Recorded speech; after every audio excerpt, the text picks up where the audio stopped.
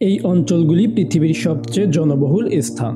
আজকের এই ভিডিওতে আপনাদেরকে দেখাতে চলেছি বিশ্বের এমন কিছু জনবহুল স্থান সম্পর্কে, যেখানে মানুষ প্রতিনিয়ত তার জীবনের সাথে যুদ্ধ করে চলছে। তাহলে চলুন জেনে নেই সেই সব জনবহুল স্থান সম্পর্কে। জালোসি হাইতি। জালোসি হাইতি পোর্ট অ প্রিন্সের একটি ঘনবসতিপূর্ণ এলাকা এবং এটি তার রঙিন পাহাড়ি বাড়িগুলির জন্য সর্বাধিক পরিচিত। কিন্তু সাম্প্রতিক অনুমান অনুসারে এখানে 50 থেকে 80,000 বাসিন্দা বাস করে, যার অর্থ এখানে জনসংখ্যার ঘনত্ব সত্যিই বেশি, এমনকি পোর্ট অ প্রিন্সের অন্য কোথাও দেখা যাওয়া ভিড়ের চেয়েও বেশি। গ্রামাঞ্চল থেকে শহরে অভিবাসন এবং সাশ্রয়ী মূল্যের আবাসনের অভাবের কারণে গত কয়েক দশক ধরে এই অঞ্চলটি দ্রুত বৃদ্ধি পেয়েছে। এখানে আনুষ্ঠানিক অবকাঠামোর অভাব একটি গুরুতর সমস্যা, কারণ অনেক বাড়ি সঠিক পরিকল্পনা বা পরিষ্কার জল, স্যানিটেশন এবং বিদ্যুতের মতো প্রয়োজনীয় পরিষেবাগুলির অ্যাক্সেস ছাড়াই নির্মিত হয়। পোর্ট অ প্রিন্সের সাথে এই সম্প্রদায়ের ঘনিষ্ঠতা চাকরি এবং পরিষেবাগুলিতে কিছুটা অ্যাক্সেস প্রদান করলেও এখানে শিক্ষাগত সুযোগ সুবিধা এবং স্বাস্থ্যসেবা সংগ্রাম করছে। তবে বাসিন্দারা এই সমস্যাগুলির মুখোমুখি হয়ে সংহতি এবং স্থিতিস্থাপকতার অনুভূতি তৈরি করেছে। প্রায়শই সমস্যাগুলি সমাধানের জন্য একসাথে কাজ করে এবং একে অপরকে সমর্থন করে। ওয়েস্ট পয়েন্ট, লাইবেরিয়ার মনরোভিয়া। ওয়েস্ট পয়েন্ট হল মনরোভিয়ার একটি এলাকা, যা লাইবেরিয়ার রাজধানী শহর, এবং এটি এখন শহরের বৃহত্তম অনানুষ্ঠানিক বসতিগুলির মধ্যে একটি। এটি একটি বিস্তৃত সম্প্রদায় যা আটলান্টিক মহাসাগর এবং মেসারোডার নদীর মাঝখানে একটি সংকীর্ণ উপদ্বীপে অবস্থিত, যা এটিকে জনকীর্ণতা, দারিদ্র্য এবং পরিবেশগত ঝুঁকির কারণে সৃষ্ট চ্যালেঞ্জগুলির জন্য ঝুঁকিপূর্ণ করে তোলে।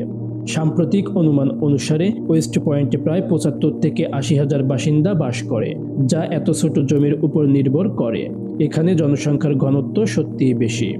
তবে উচ্চ জনসংখ্যার ঘনত্ব এবং অবকাঠামোর অভাব ওয়েস্ট পয়েন্টকে জনস্বাস্থ্য সংকটের জন্য সংবেদনশীল করে তুলেছে, এবং সাম্প্রতিক বছরগুলিতে এটি কলেরা এবং ইবোলার মতো রোগের প্রাদুর্ভাবের দ্বারা প্রভাবিত হয়েছে।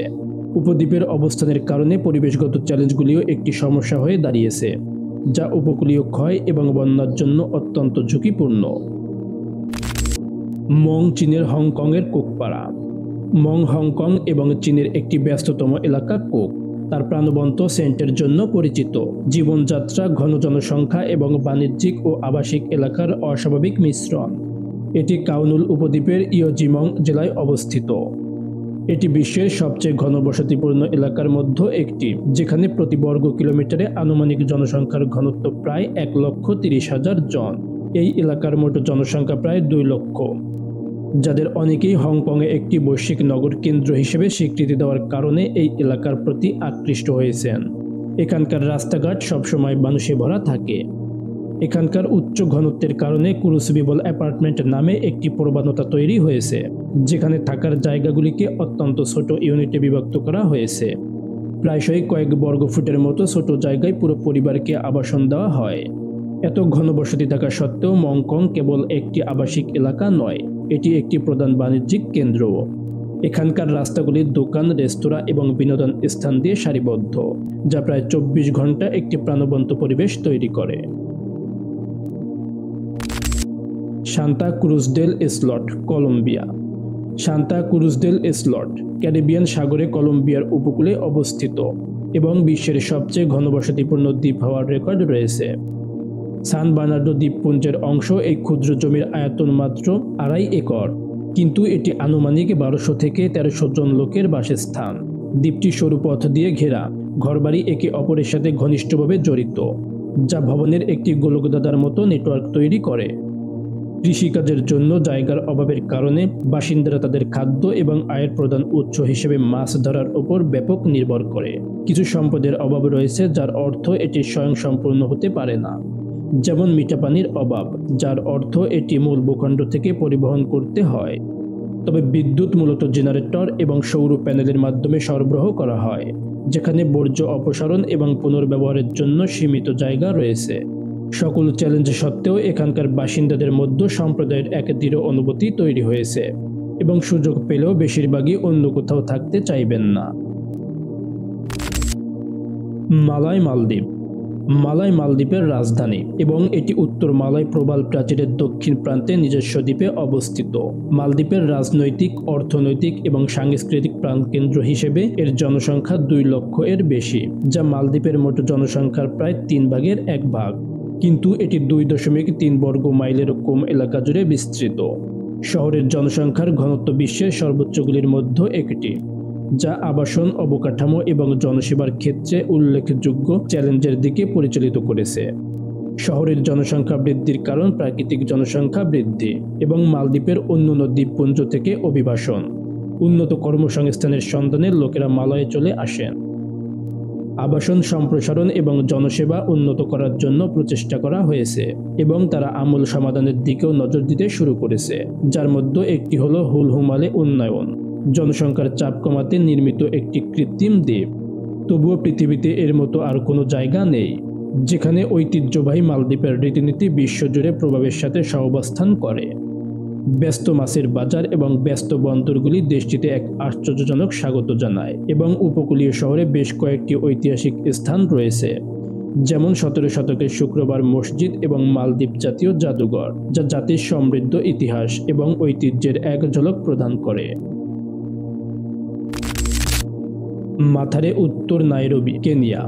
মাথারে কেনিয়ার রাজধানী নাইরোবির একটি ঘনবসতিপূর্ণ এলাকা এবং এটি বৃহত্তর মাথারে ভ্যালির বস্তির অংশ, যা এই অঞ্চলের প্রাচীনতম অনানুষ্ঠানিক বসতিগুলির মধ্যে একটি। এর ক্ষুদ্র এলাকায় আনুমানিক 80 থেকে 1 লক্ষ লোকের বাসস্থান। এখানকার কাঠামোগুলো একে অপরের সাথে ঘনিষ্ঠভাবে জড়ো হয়ে আছে। পুরো সম্প্রদায় জুড়ে সরু কাঁচা পথ রয়েছে এবং এই সীমিত স্থান এবং উচ্চ জনসংখ্যার কারণেই উল্লেখযোগ্য চ্যালেঞ্জের সৃষ্টি হয়েছে, যার মধ্যে রয়েছে দুর্বল আবাসন, স্যানিটেশন সমস্যা এবং পরিষ্কার জল ও স্বাস্থ্যসেবার সীমিত প্রবেশাধিকার। এখানকার জনসংখ্যার ঘনত্বের কারণে অপরাধ, বেকারত্ব এবং শিক্ষার সুযোগ সহ বেশ কিছু সামাজিক সমস্যা বেড়েছে। এর ফলে আরও স্বাস্থ্য সমস্যা দেখা দিতে পারে এবং এটি সম্ভবত সবচেয়ে গুরুত্বপূর্ণ বিষয় যা সমাধান করা প্রয়োজন। জাবেরি বাজার, মুম্বাই। কেন্দ্রস্থলে অবস্থিত জাবেরি বাজার দেশের সবচেয়ে সুপরিচিত বাণিজ্যিক এলাকাগুলির মধ্যে একটি এবং এটি তার গয়না বাজারের জন্য বিখ্যাত।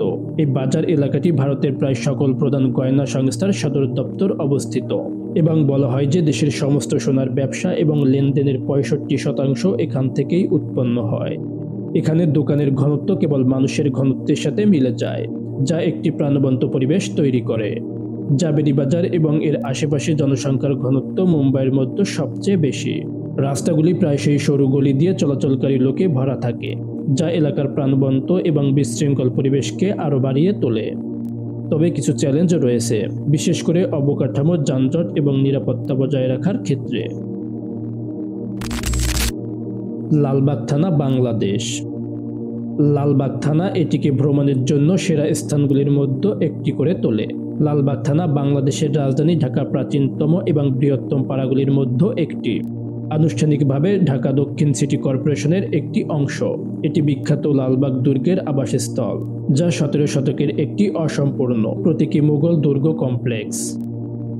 বাংলাদেশ পরিসংখ্যান ব্যুরোর তথ্য অনুযায়ী এখানকার জনসংখ্যা প্রায় 2 লক্ষ, যা বিশ্বের অন্যতম ঘনবসতিপূর্ণ শহর। স্থানীয় অর্থনীতির দিক থেকে এটি আবাসিক এবং বাণিজ্যিক উভয় অঞ্চলের সাথে একটি মিশ্র এলাকা। এখানে মূলত ছোট ব্যবসা, খুচরা দোকান এবং বাসিন্দা এবং পর্যটকদের জন্য পরিষেবা প্রদান করা হয় এবং রাস্তাগুলি সাধারণত ব্যস্ত থাকে, যেখানে বিক্রেতারা তাজা পণ্য থেকে শুরু করে পোশাক এবং ইলেকট্রনিক্স সবকিছু বিক্রি করে।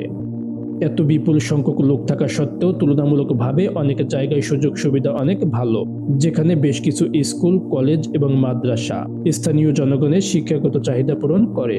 যানজট, অপর্যাপ্ত বর্জ্য ব্যবস্থাপনা এবং বর্ষা মৌসুমে মাঝে মাঝে বন্যার মতো সমস্যাগুলি স্থায়ী সমস্যা, যা এখনও মোকাবেলা করা প্রয়োজন। ইফ্লুডুন, লাগোস, নাইজেরিয়া।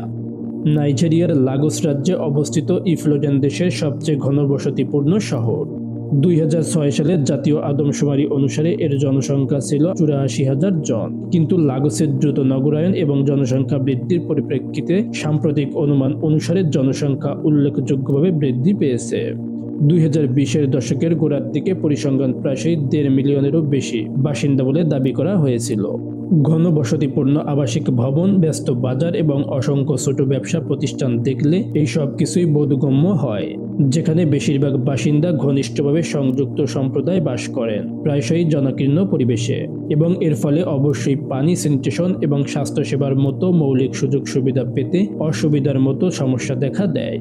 বিশাল জনসংখ্যার কারণে এখানে শিক্ষা ও স্বাস্থ্যসেবা পরিষেবার চাহিদা উল্লেখযোগ্য, তবে এলাকায় প্রচুর সরকারি ও বেসরকারি স্কুল রয়েছে। যদিও স্কুলগুলোতে অতিরিক্ত ভিড় একটি সাধারণ সমস্যা, তবুও শিক্ষার অবকাঠামো এবং মান উন্নত করার জন্য সরকার কর্তৃক অব্যাহত প্রচেষ্টা চলছে। ইমবাবা, কায়রো, মিশর। প্রাচীন পিরামিডের কাছে উত্তর গিজায় অবস্থিত ইমবাবা মিশরের গিজা সরকারের একটি জেলা এবং বর্তমানে এটি গ্রহের সবচেয়ে ঘনবসতিপূর্ণ শহর। কায়রো নিজেই আফ্রিকার বৃহত্তম শহরগুলির মধ্যে একটি, কিন্তু মাত্র 3.2 বর্গ মাইল আয়তনের ইমবাবার জনসংখ্যা প্রায় 1.5 মিলিয়ন, যা প্রতি বর্গ মাইলে প্রায় 4,60,000 এর সমান।